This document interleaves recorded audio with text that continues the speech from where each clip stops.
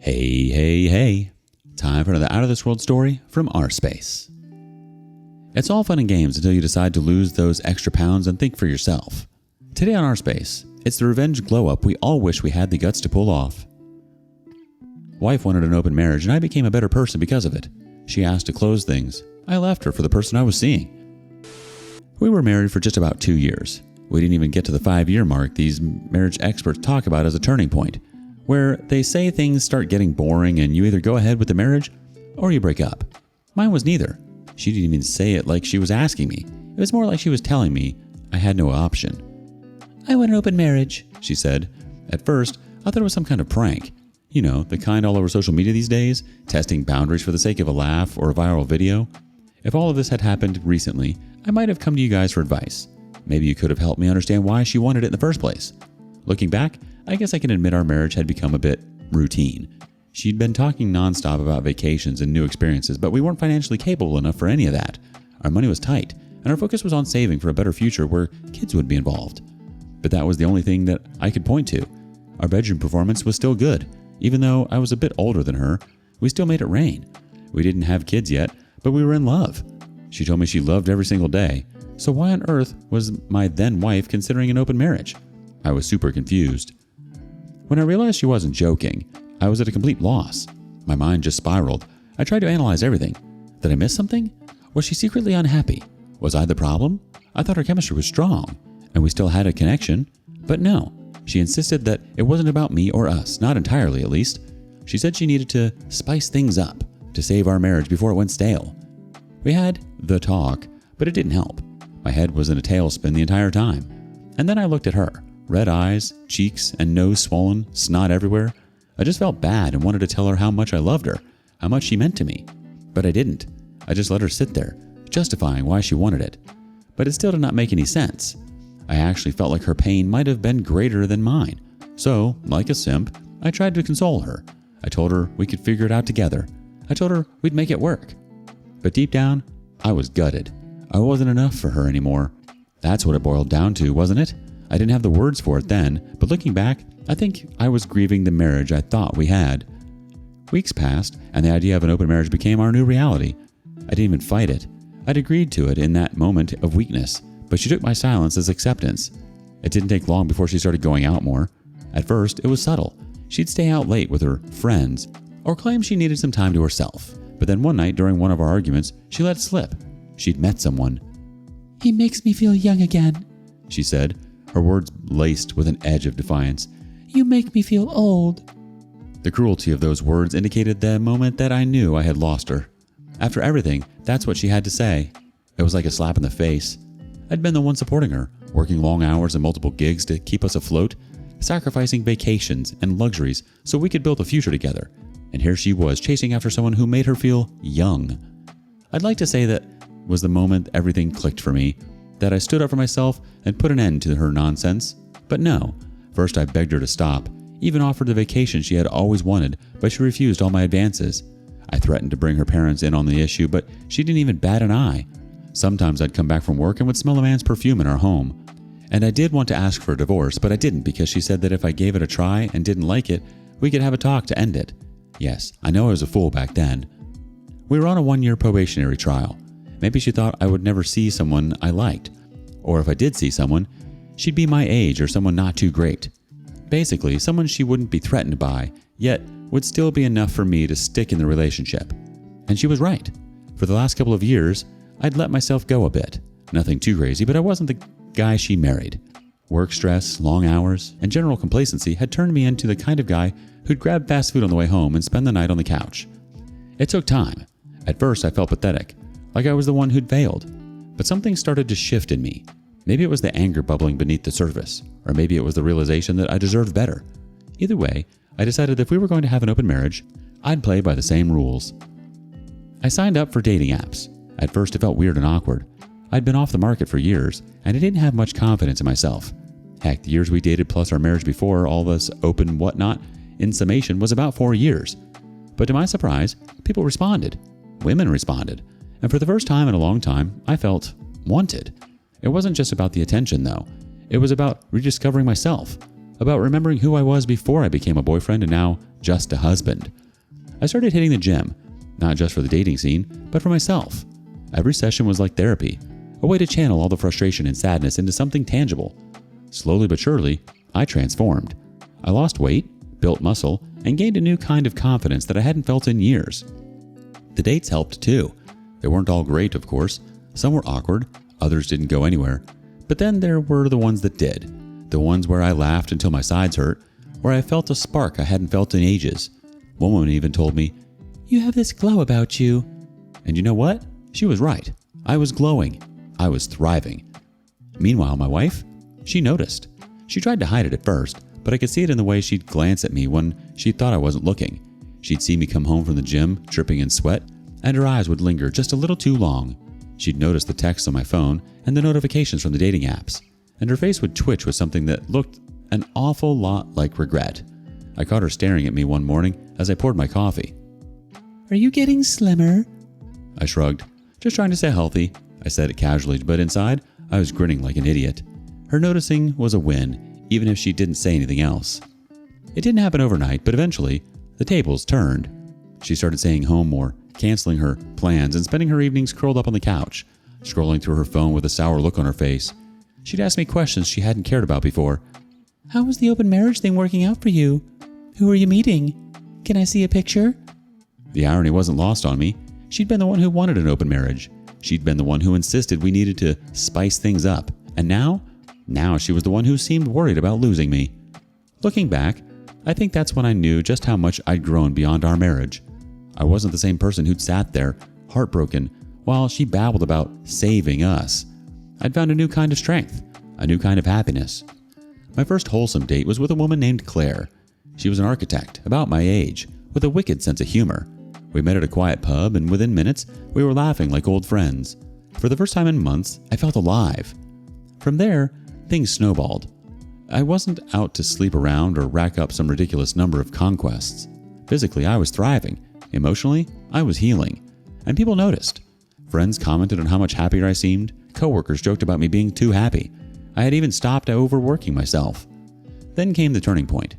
It was a Friday evening, and I was getting ready for a date. I'd put on a nice shirt, spritzed on some cologne, and was fixing my hair when she walked into the room. "Going out?" she asked, her tone light but with an edge I hadn't heard before. "Yeah," I said, not bothering to elaborate. I'd stopped giving her details about my plans after some time. She didn't deserve that level of transparency anymore. She hesitated, lingering in the doorway. "You've been going out a lot lately." "Part of the deal, isn't it?" I shot back, keeping my tone even. She didn't reply, but I caught the flicker of something in her eyes. Guilt? Jealousy? I wasn't sure, but it was the first big crack in her confidence I'd seen since this whole mess started. From that night on, her behavior shifted. She started trying to engage in conversations she'd previously ignored. One night, she even suggested we have dinner together, a rarity since the open marriage began. At first, I played along, keeping things civil but distant. But the more she tried, the clearer it became she was panicking. She'd expected me to flounder, to sit at home and wait patiently like a cuck. She never imagined I'd thrive. One night, as I was getting ready for bed, she finally broke. "I think we should talk," she said, her voice trembling. "About what?" "This whole open marriage thing. I don't think it's working." "For you or for me?" I was unable to hide the bitterness in my voice. She flinched, and for a moment, I thought she might cry. But instead, she took a deep breath and said, "I was wrong. I thought this would help us, but it's only driving us apart." I stared at her, letting her words sink in. If maybe this had happened a couple months back when I was still wallowing in self-pity, yes, maybe I would have forgiven her, taken her in my arms, and told her we'd figure it out. But that day, the part of me that had been hurt and humiliated wasn't ready to let her off the hook that easily. "You didn't think about that when you blindsided me with this," I said, my voice cold. "You didn't think about how it could affect me, how it would feel to watch my wife chase someone else while I sat here, trying to hold us together." "I know," she whispered, but yet no remorse on her face. "I know I messed up, but please, can we just go back to how things were?" I didn't respond. I couldn't, because the truth was, I wasn't sure if I wanted to. I didn't want to. She wanted to go back to how things were, but how could I? The damage was done, and I discovered a version of myself that was happier, healthier, and more fulfilled without the constant insecurity of a partner who thought the grass was greener elsewhere. A few weeks passed after that conversation, and during that time, She seemed hell-bent on repairing our marriage. She started cooking my favorite meals, cleaning up around the house, something she hadn't done in ages, and even suggested going to couples therapy. But I wasn't buying it. If anything, her sudden eagerness only made me hate her more. You mean that you could have been this useful during our closed marriage, but I was struggling, eating fast food, and going to work without the simplest of lunches packed for me?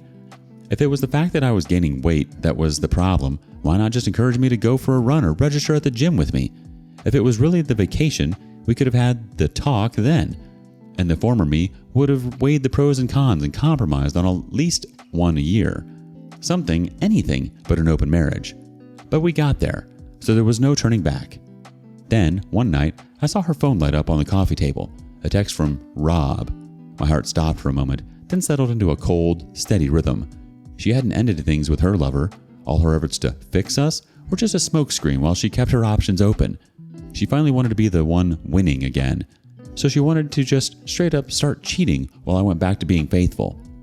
That was the final straw, not because she still had someone, but because she had lied, and this woman just wanted to see me miserable.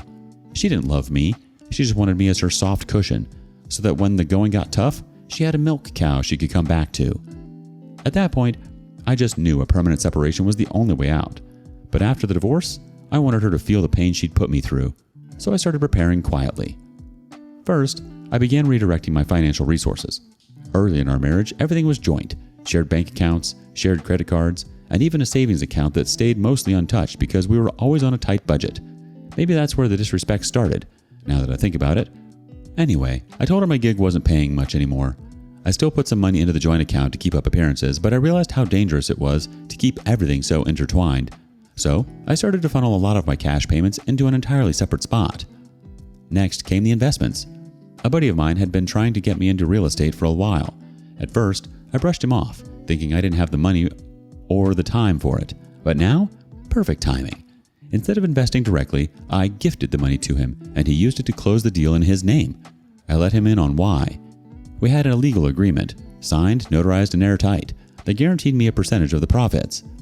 On paper, I wasn't tied to the property, which meant she wouldn't be able to claim it in the divorce. I also moved a chunk of savings into my brother's account. Officially, I told her it was a loan to help him with his business, and he'd pay it back eventually. But my brother knew what was going on in my marriage and agreed to help. I needed a safe place to stash my money where she couldn't touch it. Meanwhile, she started trying to win me back.